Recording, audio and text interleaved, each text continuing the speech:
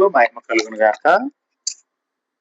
దేవుని పాద సన్నిధానమునకు చేరువచ్చిన మీ అందరికీ ప్రభు పేరిట వందనాలు తెలియచేస్తున్నాను. పరిశుద్ధ గ్రంథంలో నుండి మనం ఈ దినం ఆలోచన చేయాల్సిన విషయాల్లో ప్రభువాత్మ మనకు సహాయం చేసి నడిపించాలని ఆశపడదాం. ప్రభు కనికరం మనలను కమ్ముకొనును గాక.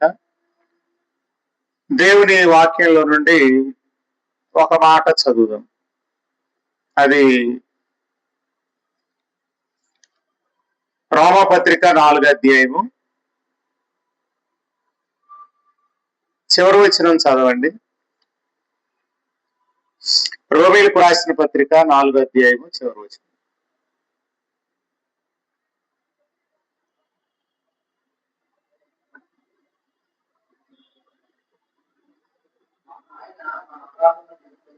ఆయన మన అపరాధముల నిమిత్తము అప్పగింపబడి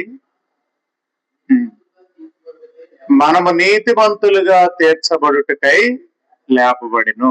దేవుడు తన పరిశుద్ధ వాక్యంలో నుండి ప్రభు అయిన యేసుక్రీస్తు నామములో మనకి సహాయం చేయను గాక.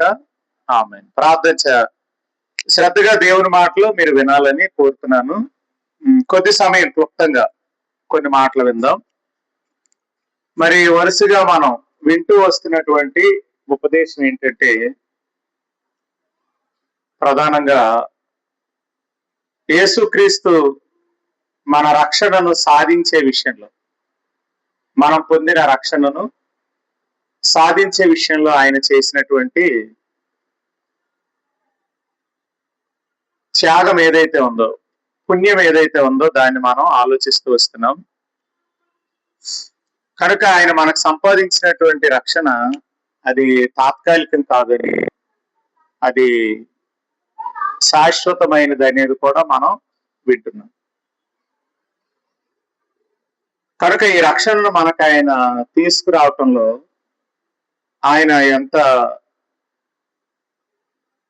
ప్రయాసను ఈ లోకంలో పడ్డారో మనం ఎరుగుదాం. కాబట్టి మనం పొందిన రక్షణను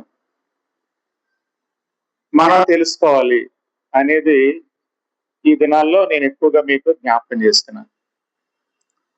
పరిశుద్ధ గ్రంథంలో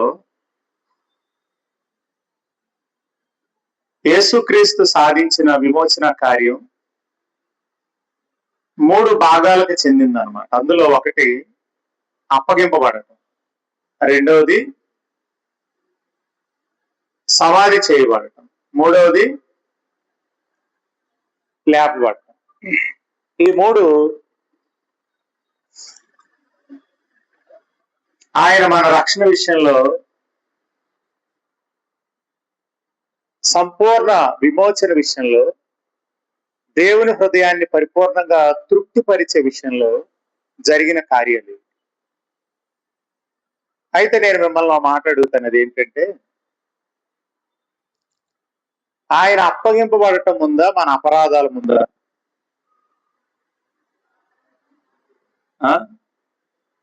వాక్యంలో మనం ఏమని చదువుతాం? అప్పగింపబడింది అంటే ముందు ఏముంది? అపరాధాలు ఉన్నాయి. తర్వాత ఏం జరిగింది? ఆయన అప్పగింపబడ్డాడు. మరి అలాగే రెండో మాట చూడండి, 15:3 కొరింథీయులకు రాసిన మొదటి పత్రిక. అక్కడ ముందేదో చెప్పండి మీరు ఇప్పుడు చదివి. కొరింథీయులకు రాసిన మొదటి పత్రిక 15:3.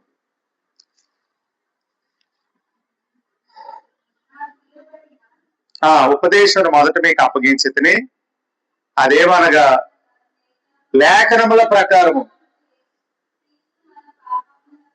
నిమిత్తము, లేఖనముల ప్రకారం క్రీస్తు మన పాపముల విషయమై మృతి పొందెను. రైట్. ఇప్పుడు వినండి, మృతి పొందటం ముందా, పాపముల ముందా?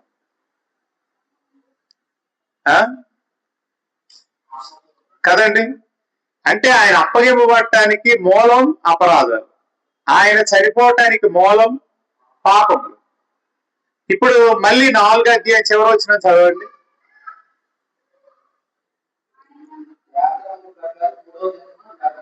4వ అధ్యాయం రోమపత్రిక చివరి వచ్చింది. నిమిత్తం అప్పగింపబడిను, మనం నీతిమంతులుగా తీర్చబడుటకై లేపబడి. అంటే ఈరోజు నేను చెప్తున్న మాట మీరు మనసు పెట్టి వినాలి. అదేంటంటే అపరాధాల కొరకు అప్పగింపబడ్డాడు. రెండేంటి? పాపముల నిమిత్తం మృతి చెందాడు. మూడోది ఏంటి? నీతిమంతులుగా తీర్చబడటానికి లేపబడ్డాడు. బాగా ఆలోచించేయాలి. పాపముల అపరాధాలే ముందు, మన అపరాధాలను బట్టి అప్పగింపబడ్డాడు. మన పాపముల కొరకు మృతి చెందాడు. కాబట్టి ఇప్పుడు మనం మూడో మాటను ఏమని చెప్పుకోవాలి?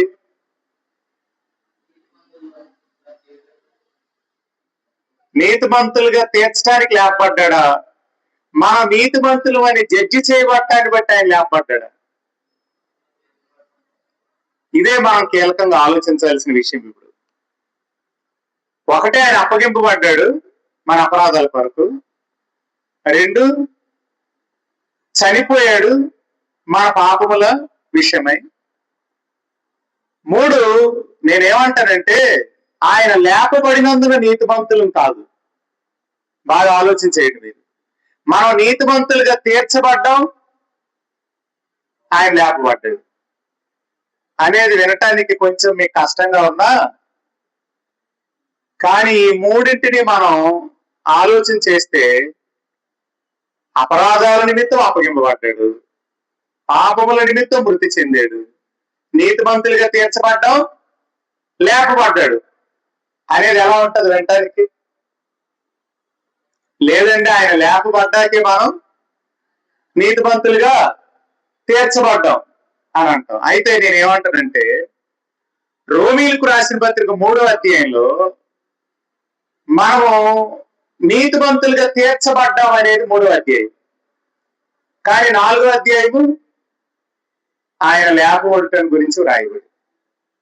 ఓకే, ఇప్పుడు రోమపత్రిక 3వ అధ్యాయంలో మాట చదవండి. రోమీలకు రాసిన పత్రిక 3వ అధ్యాయము. ఇక్కడ మనం ఏం చదువుతున్నాం?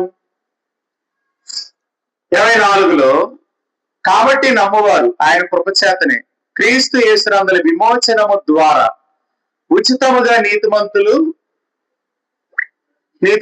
తీర్చబడుచున్నారు. అలా 26, క్రీస్తు యేసు రక్తమునందుల విశ్వాసము ద్వారా ఆయనను కరుణాధారముగా బయలుపరిచెను.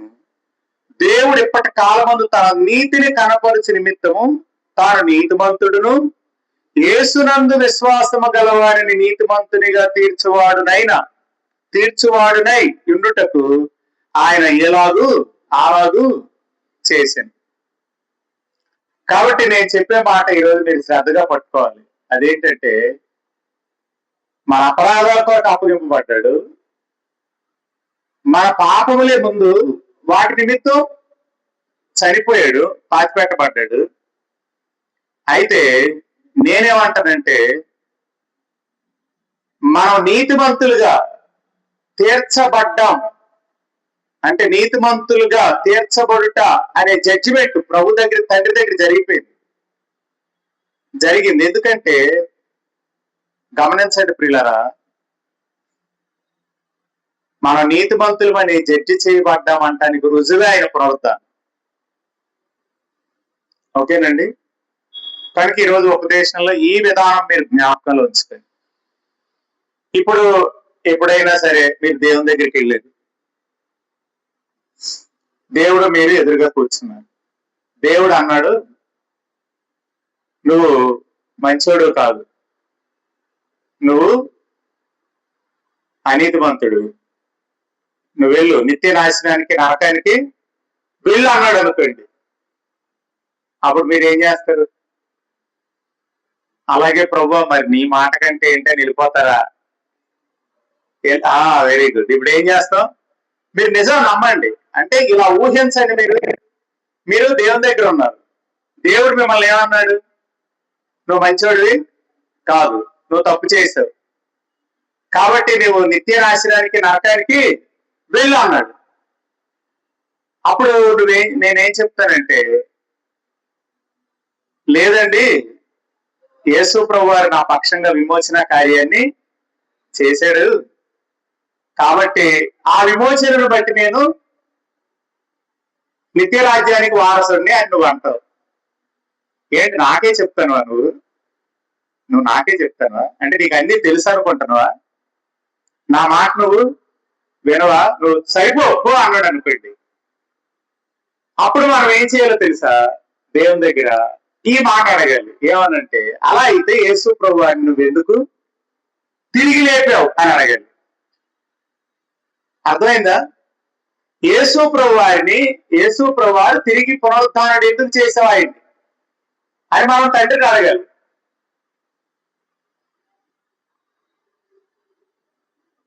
అలా అడిగినప్పుడు తండ్రి ఏం చేస్తాడు?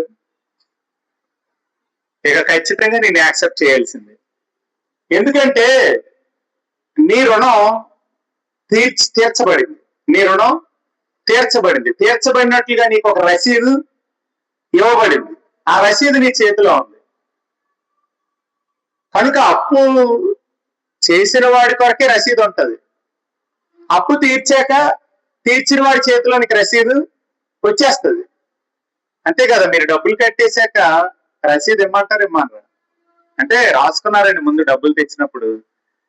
మరి డబ్బులు కట్టాక దాన్ని చించేయాలిగా, లేదా దాన్ని మీకు రిటర్న్ చేయాలి కదా. ఎందుకంటే అవతల ఆయనేమో డబ్బులు చూస్తాడు, యువతల ఆయనేమో కట్టినాడు రసీదు చూస్తాడు. అంతే కదా? కాబట్టి ఇప్పుడు దేవుని ముందు నిలవబడినప్పుడు దేవుడు నిన్ను ఏమంటాడు? నువ్వు సరిపోవు, నీవు నాశనానికి నిత్య నరకానికి వెళ్లాల్సిందే అని నిన్నంటే ఖచ్చితంగా చెప్పండి, ఇదిగో మా దగ్గర రసీదు ఉందని. ఏ రసీదు అది? మనం నీతిమంతులుగా తీర్చబడటానికి నువ్వే కదా పునరుద్ధానాన్ని చేసావు ప్రభు అయిన క్రీస్తుని. ఒకవేళ యేసు ప్రభు తిరిగి లేవలేదండి, సమాధిలోనే ఉన్నాడు, ఉంటే మనకు నిరీక్షణ ఉంది సిలువలో, కానీ నిశ్చయిత ఉండదే. బాగా గుర్తుపెట్టుకోండి, సిలువలో ఆయన చనిపోయినందుకు నీ నిరీక్షణ ఉంటది, కానీ ఆయన పునరుద్ధానం రావలేదు, సమాధిలోనే ఉంచేశారు. ఆయన కుళ్ళు పట్టేశాడు అనుకో, సమాధిలో నుండి లేవలేదు. అప్పుడు మనకేముండదు? నిశ్చయిత ఉండదు. కానీ ఈ రోజు నువ్వు గుండెల మీద చేసుకొని చెప్పొచ్చు నీకు నిశ్చయిత ఉంది. కనుక గుర్తుపెట్టుకోండి, అసలు యేసు ప్రభు వారి పునరుద్ధానం చెందిందే పునరుద్ధానం చెందుటకు మునుపే సిలువలో దేవునికి మనకి మధ్య జరగాల్సిన విమోచనకు సంబంధించిన లావాదేవీలన్నీ జరిగిపోయింది. దేవుని మహిమ కలుగునుగా. కనుక సిలువ అనేది విమోచన కార్యం, విమోచన సంబంధమైనటువంటి లావాదేవీలన్నీ జరిగిపోయింది. కాబట్టి ఆ విమోచనలోనే నేను నీతిమంతుడిగా తీర్చబడుట అనేది ఉంది. దానికి రుజువు ప్రభు అయిన యేసుక్రీస్తు మృతుల్లో నుండి తిరిగి లేవటం. ఇది మీరు తప్పనిసరిగా మనసులో పెట్టుకోవాలి. అర్థమైంది ఈరోజు వాక్యం నేను మాట్లాడింది. అందుకే సాధారణంగా మనం ఏం చెప్తాం? మన నీతిమంతులుగా తీర్చబడుటకై ఆయన మృతుల్లో నుండి తిరిగి లేచాడని. కానీ నేను అంటాను, మీరు కొంచెం మనసు పెట్టి ఆలోచించిన, మనం నీతిమంతులుగా తీర్చడానికి దేవుడు ఆ లావాదేవీల్లోనే విమోచనలోనే ఆ కార్యం సంపూర్ణం అయిపోయింది. కాబట్టి దేవుడు మృతుల్లో నుండి క్రీస్తుని లేపాడు అంటాను నేను. కనుక నువ్వు ధైర్యంగా గుండె మీద చేసుకుని ఆయన సాధించిన విమోచనలోనే నువ్వు నీతిమంతులుగా తీర్చబడుట అనగా దేవుని యొద్దనున్నటువంటి రికార్డు ఆయన రక్తం తుడిచేసింది. వెళ్ళి దేవుని యొద్ద మన యొక్క రికార్డు, మనకు విరోధంగా ఉన్న పత్రం, రైట్, మనకు విరోధంగా ఉన్న పత్రం ఏదైతే ఉందో ఆ పత్రాన్ని ఆయన మేకుతో సిలువకి కొట్టేశాడు. Very good. మేకుతో సిలువకి కొట్టాడు, చేవ్రాతని తుడిచేశాడు. చేవ్రాతను తుడిచాడు, మేకుతో సిలువకు దాన్ని కొట్టి నీ మీద నీకు విరోధంగా రుణముగా ఉన్న పత్రాన్ని ఆయన తీసి పడేసేది. ఎంత గొప్ప భాగ్యం అండి మనకి. కనుక ఇప్పుడు దేవుని పిల్లలు ఖచ్చితంగా నమ్మాలి. అదేంటంటే మనము నీతిమంతులము కనుకనే ఆయన మృతుల్లో నుండి తిరిగి లేచాడు. ఎందుకంటే తండ్రి దానిని యాక్సెప్ట్ చేశాడు. యేసుప్రభు చేసిన కార్యాన్ని తండ్రి యాక్సెప్ట్ చేశాడు, అంగీకరించాడు, ఆమోదించాడు, ముద్ర వేశాడు. అవును ఆయన చెప్పి ఆయన అంగీకరించాడు అన్నమాట. కనుక దేవుని పిల్లలు చాలా నిర్భయంగా నిశ్చయతతో బ్రతకాలి అనేది నేను ప్రధానంగా జ్ఞాపకం చేస్తున్నాను. కనుక నేను చెప్పేది ఏంటి, సాధారణంగా మనం చెప్పుకుంటున్న విషయాలు ఏంటి, అసలు మనం మన అపరాధాలు తీసివేయబడాలని పుణ్యాలు చేస్తాం. కానీ ఆయన పుణ్యం చేశాడు, మన అపరాధాలు కొట్టివేయబడ్డాయి. మరి అయితే మనం పుణ్యం చేయొద్దా అంటే నేను చెప్పే మాట ఒకటే, పుణ్యం కొరకు మీరేమీ చేయకండి, పుణ్యం పొందే కనుక చెయ్యండి. అర్థమైందండి నేను అన్నది. ఇప్పటికీ మీలో ఎవరైనా ఇంకా పుణ్యం కొరకు ఏదైనా పనులు చేస్తూ ఉంటే మాత్రం గుర్తుపెట్టుకోండి, మీకు ఇంకా మనస్సాక్షికున్న కల్మషం పోలేదు. దేవునికి స్తోత్రం. మనస్సాక్షిలో ఉన్న కల్మషం పోవాలంటే మీకు ఆ విమోచన ఎంత గొప్పదో అర్థం కావాలి. ఓకే, దేవుని మహిమ కలుగును గాక. కనుక ఈ రాత్రి ప్రధానంగా నేను ఈ విషయాన్ని మీ ముందు పెడుతున్నాను. కాబట్టి ఆయన చేవ్రాతను తుడి చేశాడు. ఆ చేవ్రాత దేనికి సంబంధించింది?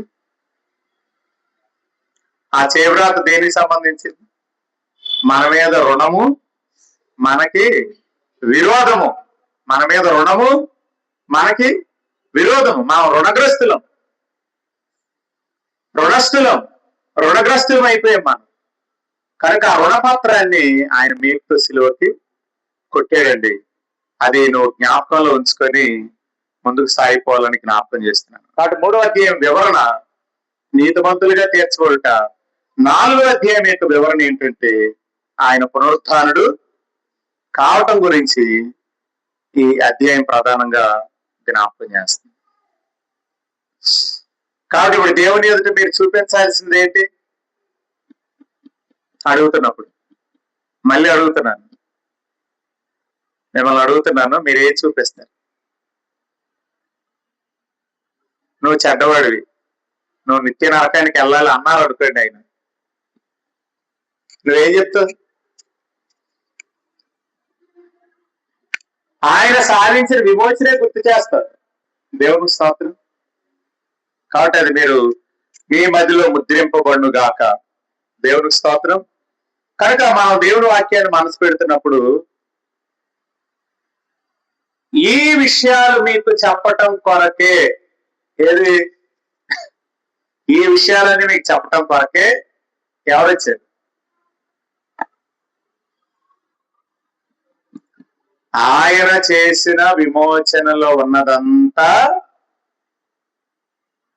మనకి అప్లై చేయటం కొరకే ఎవరొచ్చారు? పరిశుద్ధాత్ముడు వచ్చాడు. దేవుని స్తోత్రం. అందుకే మీరు గమనించండి, వాక్యంలో ఆశీర్వాదం ఏమని ఆశీర్వాదం ఇస్తాం ఎక్కువ? మన ఆశీర్వాదం వచ్చిన వదిలేద్దాం. బైబిల్లో ఆశీర్వచనాలు ఎలా ఉంటాయి? తండ్రి అయిన దేవుని ప్రేమ, ప్రభు అయిన యేసుక్రీస్తు కృప, పరిశుద్ధాత్మ అన్యోన్య సహవాసం. మీరు కావాలంటే గమనించండి, 3 విషయాలు ఉన్నాయి బైబిల్లో. అదేంటంటే, ఒకటి తండ్రి అయిన దేవుని ప్రేమ, ప్రభు అయిన యేసుక్రీస్తు కృప. 3వది ఏంటి? పరిశుద్ధాత్మ సహవాసం. అంటే పరిశుద్ధాత్ముడు ఎందుకు వచ్చాడు అనుకున్నారు? సహవాసం ఎవరితో? కుమారుని యొక్క కృప నీకు తెలియటం కొరకు. తండ్రి యొక్క ప్రేమ నీకు తెలియటం కొరకు ఆయన రావటం ద్వారా మనము ఈ సహవాసములో ఆయనను బట్టి ఈ సహవాసంలోకి మనం ఎంటర్ అవుతాం. పరిశుద్ధాత్ముడు లేకపోతే అండి సహవాసం అనేది మనకి మనం చేసే సహవాసం అయిపోద్ది. కానీ పరిశుద్ధాత్ముడు ఉంటే కృపను ఎరిగి ప్రేమను ఎరిగి ఆయనతో వారితో మన సహవాసం అవి ఎరిగేటట్లు చేసే సహవాసంలోనికి మనం తీసుకుని వెళ్తాం. తండ్రి ప్రేమను ఎరిగేటట్లుగా ఉండే సహవాసంలో కుమారుడి కృపను ఎరిగేటట్లుగా అర్థమయ్యేటట్లుగా ఆ సహవాసంలోనికి మన పరిశుద్ధాత్ముడు తీసుకుని వెళ్తాడు. కనుక పరిశుద్ధాత్ముడు లేని సహవాసం లేదా పరిశుద్ధాత్ముడు ద్వారా దొరకని సహవాసం కృపను ఎప్పటికీ అర్థం చేసుకోదు, ప్రేమను ఎప్పటికీ అర్థం చేసుకోదు. ఈ రెండు అర్థమయ్యేటట్టు చేయడానికి పరిశుద్ధాత్ముడు వచ్చాడు. అందుకు ఒక వచనం చదవండి మీరు. యోహాను సువార్త, యేసు ప్రభువు ఇస్తున్న స్టేట్మెంట్. యోహాను సువార్త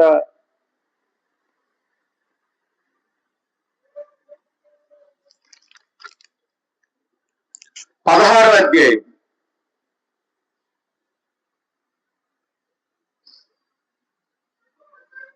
14 చదవండి.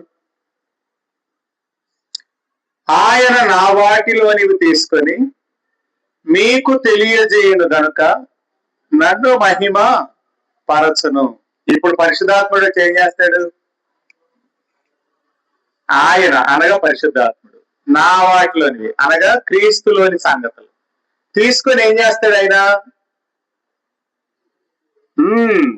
అన్నాడు కదా, తీసుకొని మీకు తెలియజేస్తుంటాడు. ఇప్పుడు సహవాసానికి పిలిచిన వాడు ఏం చేస్తాడండి?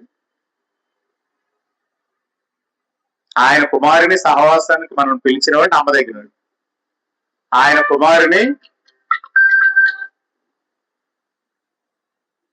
కుమారుని సహవాసమునకు మనలను పిలిచిన వాడు నమ్మదగినవాడు కదండి. మరి కుమారునితో సహవాసం నీకు ఎలా ఏర్పడుతుంది?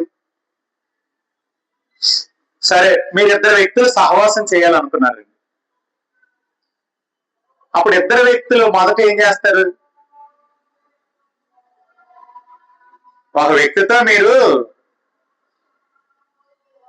మీరు మొట్టమొదటి ఏం జరుగుతుంది? వారి గురించి మీరు తెలుసుకోవటం, అంతేనా కాదు? ఇప్పుడు ఎవరితో సహవాసం చేస్తున్నావో వాళ్ళని తెలుసుకోవాలా వద్దా అంటారు మన వాళ్ళు. మనం ఎవరితో పడితే ఆడితే సహవాసం చేస్తావా?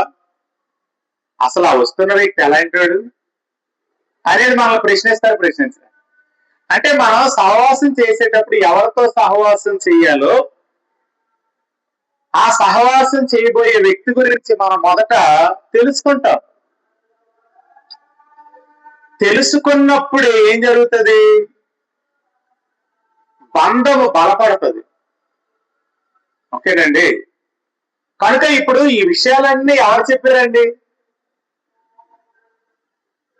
అపోస్తలుడైన పౌలు రాసిన లేఖలో నుండి, పత్రికల్లో నుండి మనం ఇప్పుడు ధ్యానం చేస్తున్నామండి. ఈ విషయాలన్నీ ఎవరు చెప్పారు పౌలుకి? పరిశుద్ధాత్ముడే చెప్పాడు. వాస్తవంగా పౌలు పత్రికలలో సారాంశం మనం గ్రహిస్తే పరిశుద్ధాత్ముడు అంటే ఇటు పౌలు గాని, అటు యోహాను గాని, యాకోబు గాని, యోధా గాని, ఈ పత్రికలు ఎవరైతే రాశారో వీళ్ళందరూ కూడా మీరు గమనించండి, పరిశుద్ధాత్ముడు దిగి వచ్చిన తర్వాతే వారు క్రీస్తు కృపను అర్థమయ్యేటట్లు చెప్పారు, తండ్రి ప్రేమను అర్థమయ్యేటట్లు చెప్పారు. మీరు మీరు ఎవరితోనైనా సహవాసం చేయాలనుకునేటప్పుడు ప్రధానంగా ఆ వ్యక్తి యొక్క సంపూర్ణ స్థితి మీరు తెలుసుకుంటారు. తెలుసుకోకుండా వారితో మీరు సహవాసం చేయరు.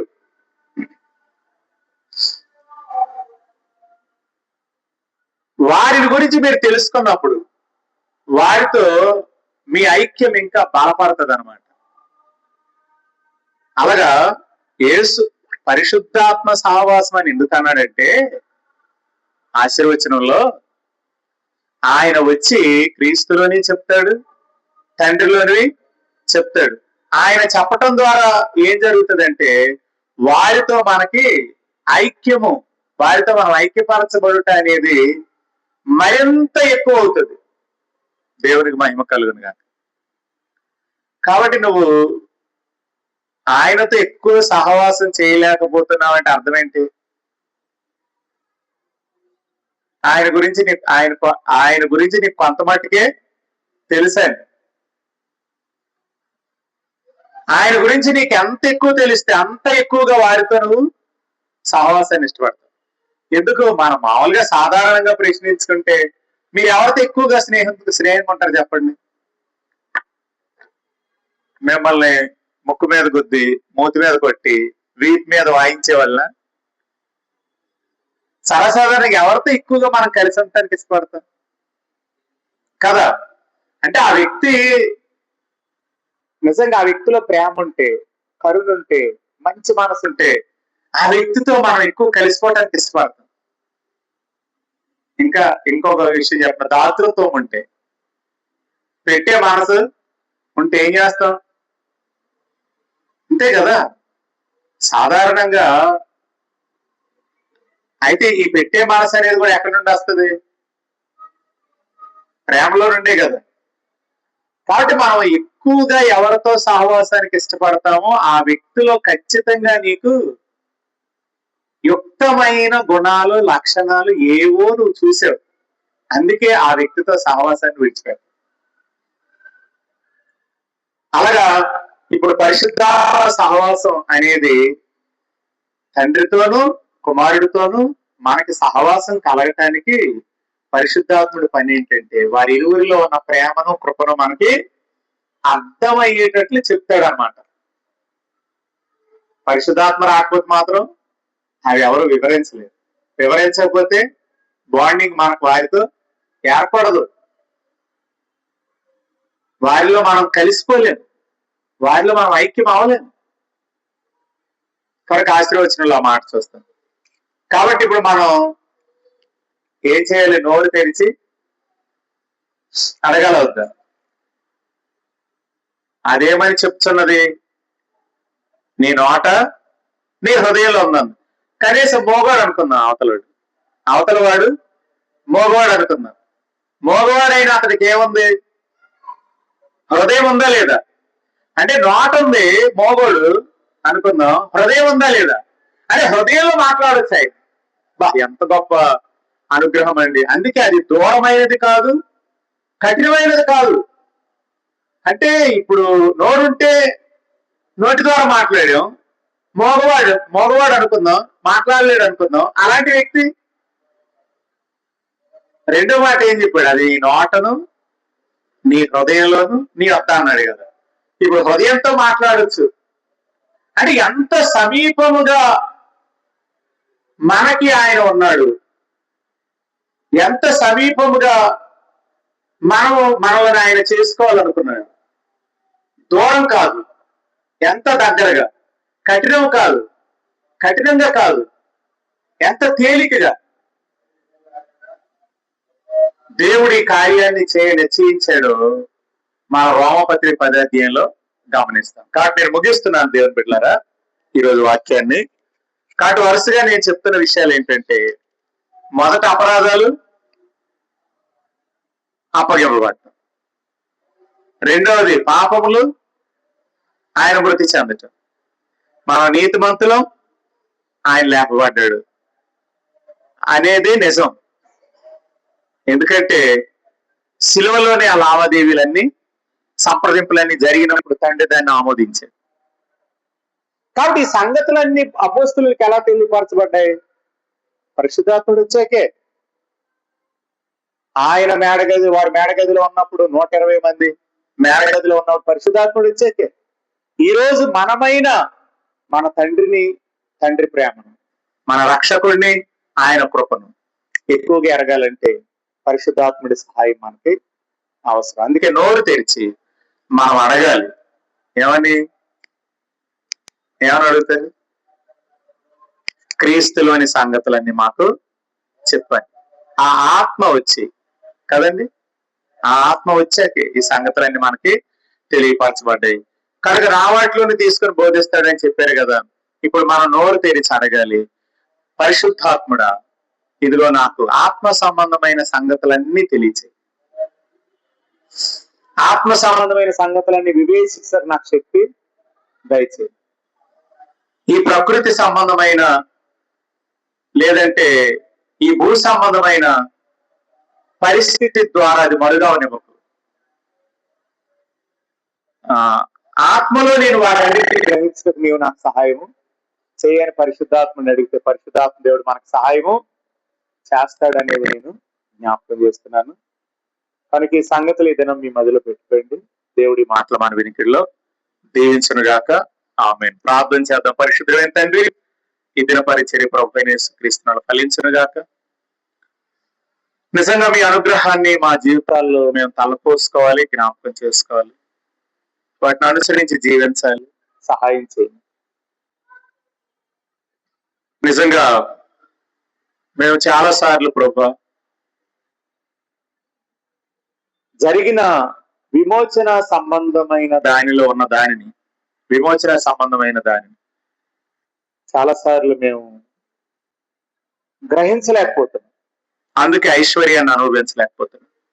కనుక గ్రహింపులో ఉన్న సకల ఐశ్వర్యం మా సొంతం చేయమని, పరిశుద్ధాత్ముడా మాకు గ్రహింపుకు ప్రతి సంగతి తీసుకురమ్మని, ఎరిగిన వాటిలో నడుచుటకు శక్తి అభిషేకం మాకు దయచేయండి. యేసుక్రీస్తు నామములో మనల్ని అడుగుతున్నాను తండ్రి. ఆమేన్. ఓకే అండి, అందరికి వందనాలు. దేవుడిని దీవించును గాక.